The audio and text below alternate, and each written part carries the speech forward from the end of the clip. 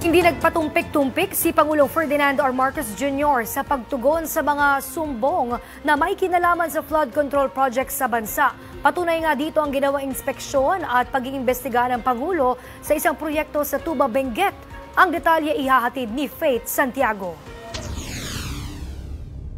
Dismayado si Pangulong Ferdinand R. Marcos Jr. sa kanyang nadatnang flood control-related project sa Cannon Road sa Tuba, Benguet. Ang umano'y 2-lane rock shed project na dapat sana'y magpapatibay sa slope upang makaiwas sa soil collapse at rockfall at magpoprotekta sa mga motoristang dadaan ng Cannon Road ay siya pang nagpalala sa pinsala dahil sa pagkasira nito noong kasagsagan ng Typhoon Emong at pag-ulan. Ayon kay Pangulong Marcos, mahina at maliit ang ginawang rock shed ng kontraktor na nagngangalang 3K Rock Engineering.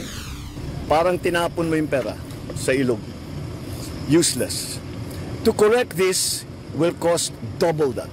Tinatayang nasa halos kalahating milyong piso ang kinakailangan para maipatayo muli ang naturang rock shed, bagay na ikinahinayang ng Pangulo. Tinawag ding economic sabotage ng Pangulo ang pagkakagawa sa bumigay na rock shed na nagdulot ng pagkasara sa isang parte ng Cannon Road na nagdulot ng 35% na kawalan sa ekonomiya at kabuhayan ng mga mamamayan. Binigyang diin naman ni Pangulong Marcos Jr. ang muling pagsainstitusyon ng Standard Operating Procedure kung saan dadaan muna sa masusing inspeksyon at pagtanggap ang isang proyekto bago ito i-release sa mga lokal na pamahalaan. Ang pagbisita ng Pangulo sa Benguet ay parte ng pagtugon sa mga reklamong natatanggap sa sumbong sa Pangulo website. Inaasahang dahil dito, mas magiging maayos at tapat na ang mga proyektong prioridad ang mga Pilipino. Para sa totoong balita sa Bagong Pilipinas, Faith Santiago, Congress News.